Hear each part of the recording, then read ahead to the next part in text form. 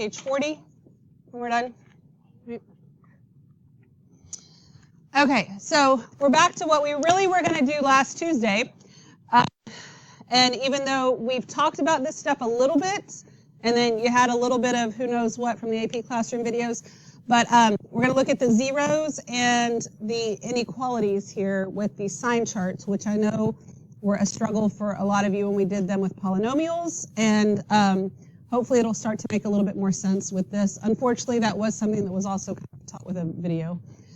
All right, so we know what a rational function is. We know that it is a ratio, because the word ratio, it's the root word of rational, right? Two polynomial functions, we think fractions. So we've got a polynomial over a polynomial here.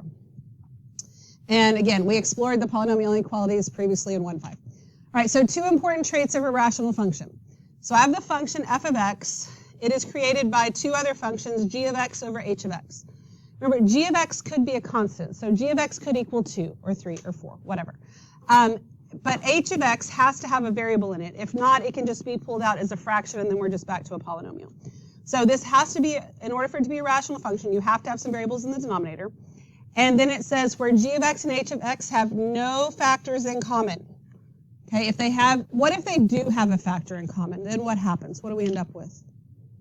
A whole, yeah. So if I have a common factor in the numerator and denominator, which would be my greatest common factor of both, then I can cancel them out and end up with a whole, and that's a point discontinuity, right? Those are totally fine to have. This is basically saying after we find our wholes and stuff, then we have no further factors in common. Then we know that f of x has zeros where g of x is greater than 0. G of x is your numerator. We're going to abbreviate because I couldn't spell denominator correctly last period.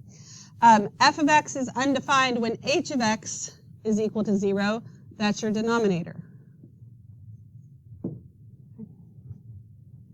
When the numerator, the zeros of the numerator are the zeros of the function, the denominator, when it's undefined, when you find those zeros, what does that tell you about your function? What do we have graphically? If the zeros of the denominator give us what on our graph? Vertical asymptotes. Good. These give us our vertical asymptotes. So for polynomials, we were just looking for the zeros to do our sign charts. We're going to look for the zeros and the vertical asymptotes here because both of them could affect the signs of our function. Okay, and that's basically what I just said. When solving rational inequalities, we need to identify both the zeros and the undefined values, which are our vertical asymptotes. So here's this long list of steps that we're going to talk through, but it's really not as bad as it might seem when you see a long list of steps like this. The first thing, we're going to solve the inequalities. So when you solve them, we're going to solve them using a sign chart, and then your answer is going to be intervals of where this stuff is true. Okay, so we're going to make sure the inequality has a 0 on the other side. So that means if you look down here at example 1, so we have this rational function that's greater than or equal to 0, has to have a 0 over there. If not, then we need to make it equal to 0 by moving things over. Okay. Once we move it over, let's say that it was this said greater than or equal to 1, we need to move it over, but then we need to get a common denominator and put it back into one single rational function. Okay. What we're dealing with today, they're going to have the zeros there for us, so we're not going to have to worry about that right now. All right, so then we set g of x. So g of x is our numerator. This gives us the zeros of the function. If we set that equal to 0, those are the zeros. And if we set h of x equal to 0, those are our vertical asymptotes. Okay. And you have to make sure that you factor. Don't do weird things. If it's not factored for you, you might have to factor it to actually find the zeros. Then we create a sign chart, right? Then it says, be careful to mark the values for h of x, those are our vertical asymptotes, equals 0, so that we never include those values in our solution. Whether or not we include the zeros depends on how the question is asked. You never include the vertical asymptotes, okay? All right, so then we test the values. We test the values in each interval to see if they are positive or negative. And then we interpret the sign chart and give our inequality. Goes on to say, be sure to write your answer in interval notation and think about the endpoints. The key to the assignment that I'm going to just print out and not work out on my own, total transparency here, I'm pretty sure that that key has both interval and inequality notation on it, even though the directions say to use interval. So just know that all you want is interval notation. Inequality notation, you need to understand it. Yes, you should be able to write it, but that's where things go really bad sometimes. I promise you, if you start really thinking in interval notation, it makes a whole lot more sense. You're just going from left to right. Okay. All right, so let's look at example 1. And we want to solve this inequality here. So the first thing we need to look for, we need to find the zeros, and we need to find the vertical asymptotes. Okay. How many zeros do I have? The zeros of the function itself. Where do they come from? The numerator. The zeros of the numerator are the zeros of the function itself. So I have how many? 1, and that is at x equals what? 2. Then the zeros of the denominator give us our vertical asymptotes. How many do we have of those? 2. Okay, and here I have to list them separately. X equals -6 and x equals 3. Okay, if I had more than one zero, I could just put commas there and make a list of values. But remember, these are lines, so we have to write them as equations of lines. Okay, we good so far? Then we take all of those values, all the values from the zeros and the asymptotes, and they're going to go on our number line. Okay, and remember, on the number line, I don't care about it being spaced evenly like an actual number line, like if I was to put a ruler down or something. I have 3 numbers I'm putting on there. I'm just going to evenly space those 3 hash marks. I don't care that it's to scale. This is better for me because I can fit my little positives and negatives in there. Okay, and then, but I do need to put them in the correct order, like it's a number line. So that means I have to have -6, and then 2, and then 3. Okay, then how I label this on the number line can really help me answer it correctly in the end. The vertical asymptotes, I never include those. So wherever my vertical asymptote values are, those are open circles, -6 and 3. Totally open, they will never be included. The zeros, whether or not these are included, are based on this sign right here. That sign tells me I'm including the 0, right? So that means at 2, this is going to be a closed circle. So they're not always necessarily the same. Then I'm going to test values. And when I did this the first time we went through it, and it was a video that I had made, because it was a video, I wrote the numbers I was using on the number line. And I'm pretty sure I said you don't have to write them on there, but you can. But then I think some of you were, and I think that might have been leading to some confusion. Okay? So maybe it's better that we just don't. I didn't want to lose you on a video, and then I thought it might help you, but I think that it really didn't help, is what I think. So I need to pick a number somewhere between -infinity and -6 to be in this little interval right here. So we don't have to go crazy and do like -37. I can just use -7 right on the other side, right? So I'm going to take -7, and I'm going to substitute it in back here. When I substitute -7 into the numerator, -7 minus 2 is -9. The fact that it's -9, I don't really care about it. All I care about is that it's negative. You with me? So -7 minus 2 is negative. So I'm going to put a little negative sign right there. Then I substitute it into the denominator. So -7 plus 6 is negative. So I'm going to put a negative down there in my denominator. -7 minus 3 is negative. Again, don't care about the actual values. What I care about is my output answer. Is the answer itself going to be positive or negative? Well, negative divided by negative times negative is just negative overall. Okay. Does that make sense to you? All right. Now, then I'm going to move on between -6 and 2. 0 falls in there. Anytime you can use 0, 0 is good. So 0 minus 2 is negative. 0 plus 6 is positive. 0 minus 3 is negative. Negative divided by positive times negative is positive overall. Now, if I ever give you any of these kinds of questions in Delta Math, when you look at their explanations, 95% of the time they're amazing. But for these, unless they've changed something and I haven't gone back and checked, they actually use the values. Like they would have used -9 and -3, and then they multiply it all out and get the number. Totally irrelevant. I don't know why they do that. It seems like way more computation than you need to do. So I'm just telling you, if you see it that way, sure, you can if you want to. I don't know why you'd want to, and you don't have to. Okay. So between 2 and 3, I can pick like 2.5, right? So 2.5 minus 2 is positive. Plus 6, positive. 2.5 minus 3, negative. This is negative overall. Bless you. Between 3 and infinity, I can pick 4. So then this will be positive, positive, positive. That's positive overall. Then I would shade it, and since you're probably using a pencil and only have one color, and that's totally fine, just shade it lightly, don't shade it dark. If I think that this number line is like my x-axis, the function is negative here, positive here, negative here, positive here. And this just straight up alternates. That does not always happen. Okay, so that's why we do need to check all this until we understand some more about what's going on. All right. So now I look at what I'm actually looking for. I want it.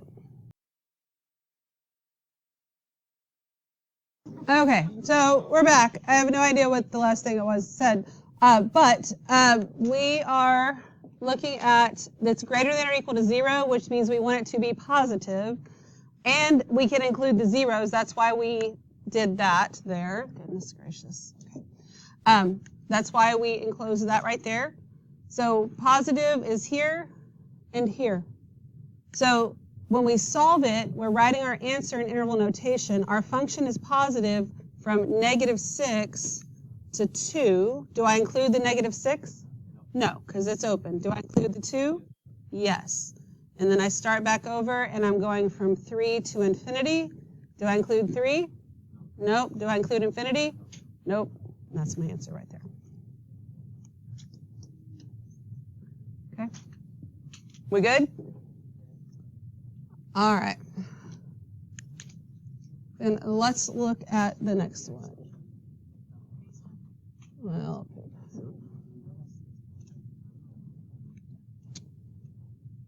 okay. So on example 2, it is not factored, so we need to factor it. The numerator is going to become x plus 2 times x minus 2. What does the denominator factor into? X minus 5 times x minus 5, which means we can write it as x minus 5 squared. Good. And that is less than 0. Okay. So if you wrote it out as x minus 5 times x minus 5, that's fine. Okay, and you may need to do that before you get to this step.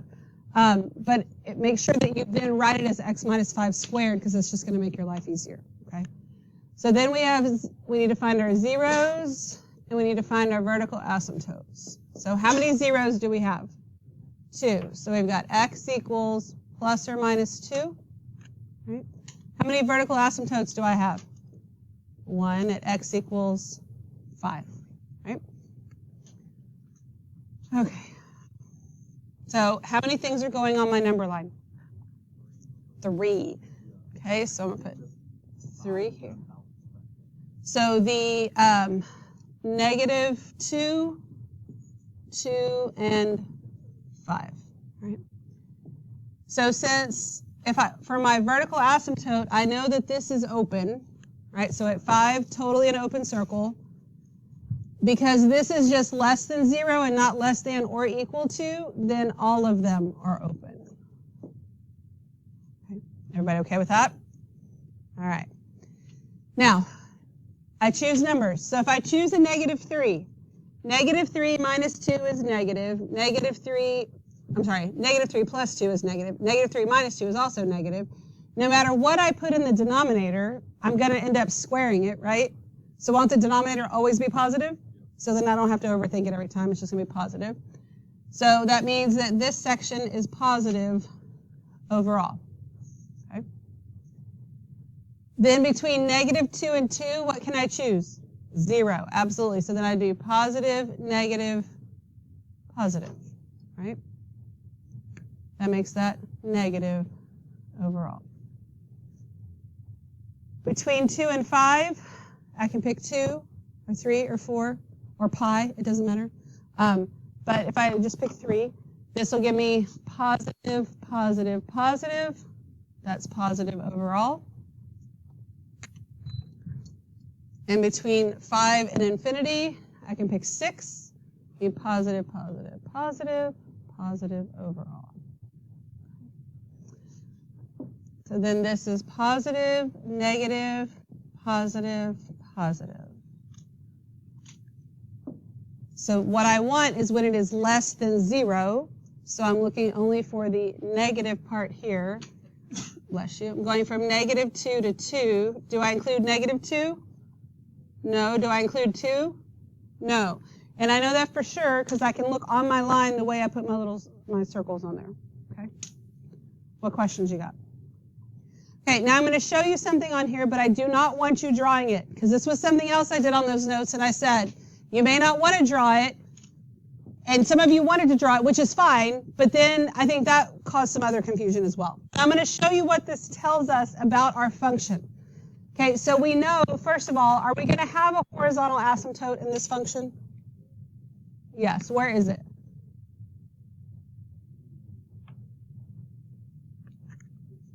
Horizontal asymptote. Top heavy, bottom heavy, tied in degree. What is it? Tied in degree. So where's our horizontal asymptote? Horizontal asymptote is at y equals 1, right?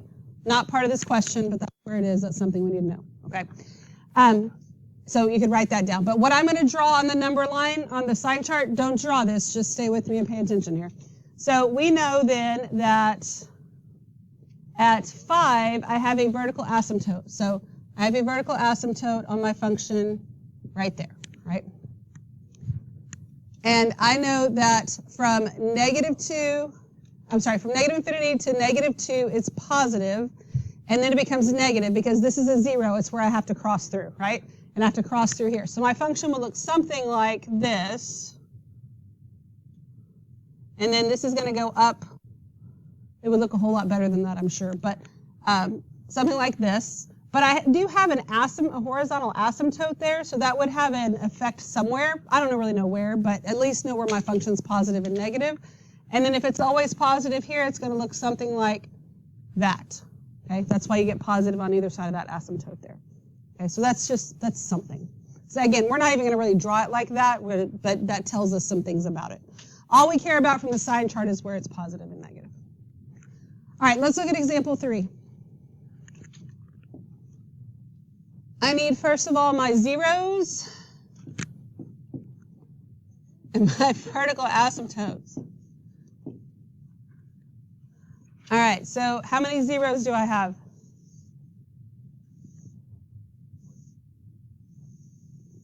Where do my zeros of my function come from?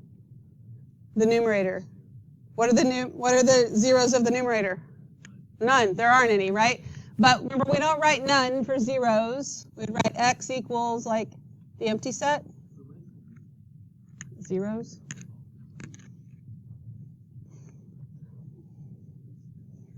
How many vertical asymptotes do I have? 1 at x equals 3.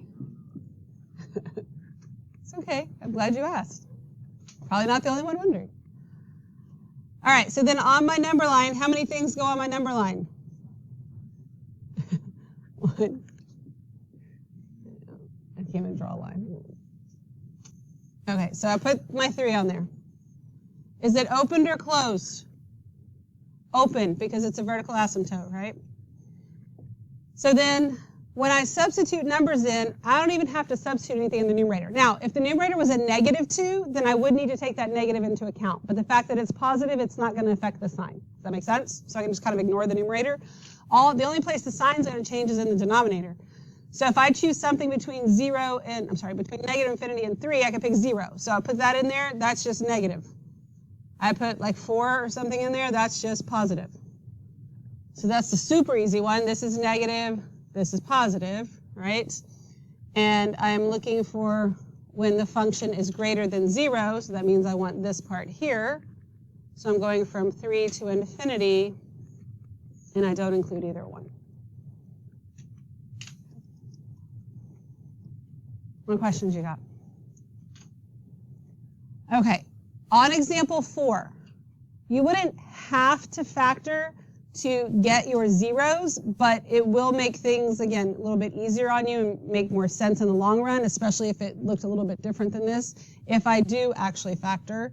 So let's factor out the GCF in the numerator. We factor out a 4, leaves me with x plus 2 in the numerator.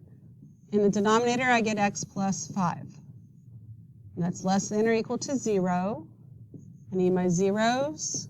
I need my vertical asymptotes. How many zeros do I have? 1. And by doing this, then I can just look at it, right? And this gives me, oops, I don't know why I'm using parentheses there. X equals -2. Also, I could have a hole that I have to cancel something out for. And if I don't factor out a GCF, I might miss something that's really kind of obvious if I don't factor something out. Then vertical asymptote at X equals -5. So I have 2 things going on my number line. What goes on the left, -5 or -2? -5. Still got to put them in the right order. Okay, is the -5 open or closed? Open. Is -2 open or closed? Closed. Right. Do we understand why one of them is open and one of them is closed? Yes? Okay. All right, so then when we go to substitute this stuff in, the 4 that's there, that 4 is not affecting my signs, right? So I can just ignore him. If he was a -4, I couldn't ignore him. Make sense? I'd have to pay attention to that sign. But it's just a 4, so the 4 doesn't affect the sign. If I substitute in a -6, that'll give me a negative in the numerator, negative in the denominator. That's positive overall. Between -5 and -2, -3. Okay, so in the numerator, that's going to be negative, denominator positive. That's negative overall. Then what can I choose over here? 500. Okay, 500 plus 2 is positive. 500 plus 5 is positive. That's all we really care about, right? I would have chosen 0, but it was just as easy either way, right? All right, so then we shade, just lightly shade so we get an idea of what's going on here.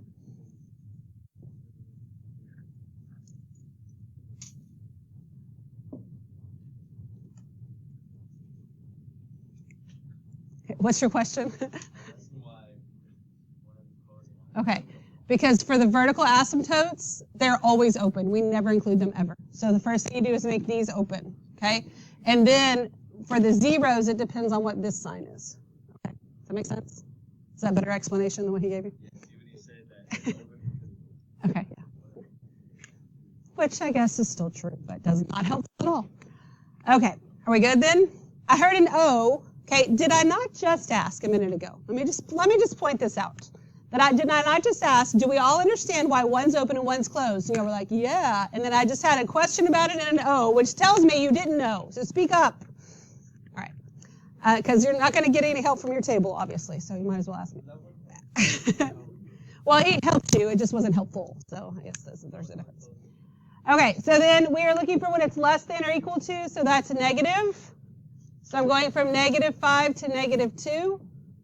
Do I include the -5? No, it is open. Do I include the -2? Yes, it's closed. Everybody with that? What questions you got? All right, I want you to work on the number 5 on your own. Well, you can work on it with your table if they're helpful.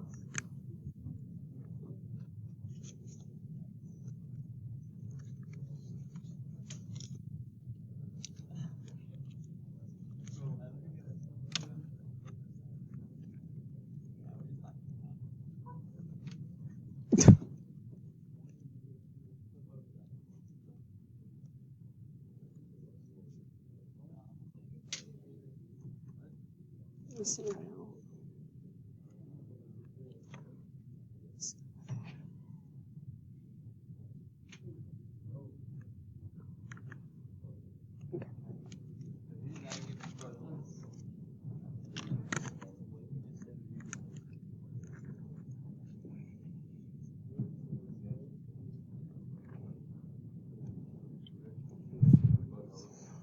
And ask me questions if your table's helping but not helpful.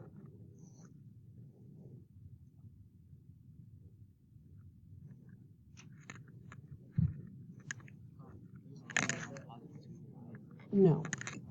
You just set this equal to 0, so it would just be a -2. It's not plus or minus. If there was, you'd have to cancel it out with the denominator. Does that make sense? Okay. Good catch.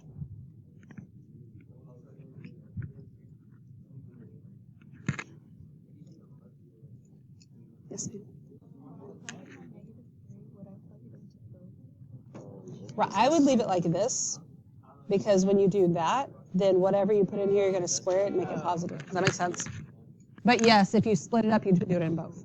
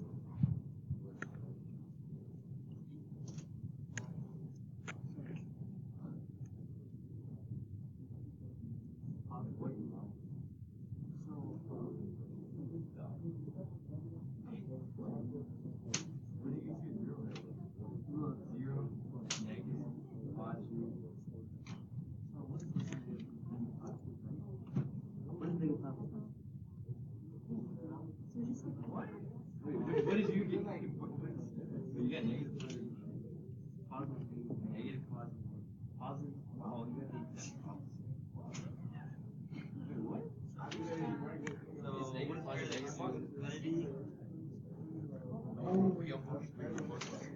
Okay, check your sign charts. I'm thinking based, at least on this table, I need to talk through it. Okay. When I choose negative, first of all, did we get the right numbers on here? -2, 1, and 2. And then the first two are closed, the last one's open, right? And so when I substitute in a -3, in here, it's negative. Okay? In here, it doesn't matter because I'm going to square it and it's positive. And then negative down there, that's where I get that positive from. Does that make sense? So think about that square. All right, so we're good on all that then. Okay, so what I want here is when it's greater than or equal to 0, so I want it when it's positive, here, here, and here. And I get to include my zeros, right? So I'm starting out here at -infinity. I go until I get to here. Since I get to include -2, I can keep on going all the way to 1. And then I include the 1 because it's closed. Okay? There is a chance that you might have to split that. If this was just greater than and not greater than or equal to, then I couldn't include this, then I'd have to skip over the -2. Does that make sense? And then I'm positive again going from 2 to infinity, and these are both open. Okay? So let's talk about how you know if like you do something and you're like, I wonder if I should have gone the whole way. If you think that you need to split this, and you go from -infinity to -2, and you go, okay, I'm supposed to include -2, and then I start back over at -2 and I go to 1, and I'm supposed to include both of these. Well, think about what you're saying right here. You're breaking this up, but you're including both of them, so you don't even need this part in here. That's why you go from -infinity to 1. If you had to split it up, these should be parentheses here because you're saying you're skipping over that -2. You with me on that? Okay. Any questions about example 5? We're good? All right, so let's do 6 together. Got zeros and vertical asymptotes. How many zeros do I have? None. So x equals the empty set. And vertical asymptote, x equals 1. We agree with that? put a 1 right there. This is an open circle because it's a vertical asymptote. If I substitute in 0, it doesn't really matter what I substitute in, right? Because the denominator, when I square it, it's going to become positive. So both sides here are positive, like so. What I'm looking for is when the function is less than or equal to 0. Is it ever? No. So our answer is never.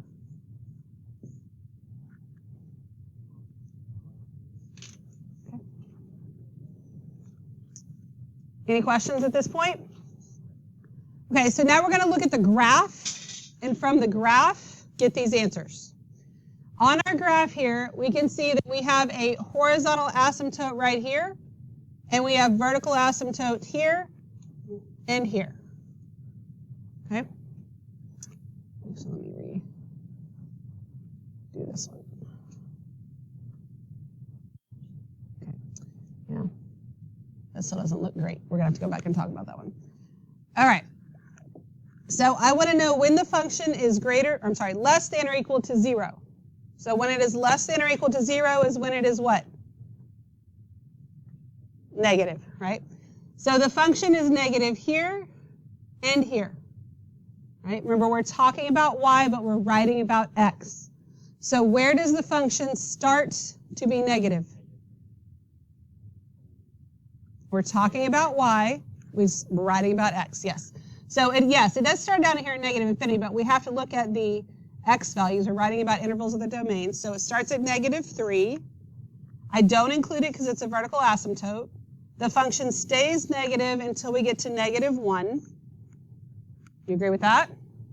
Now, do I include negative 1? Yes, because this right here says less than or equal to, so I get to use the 0.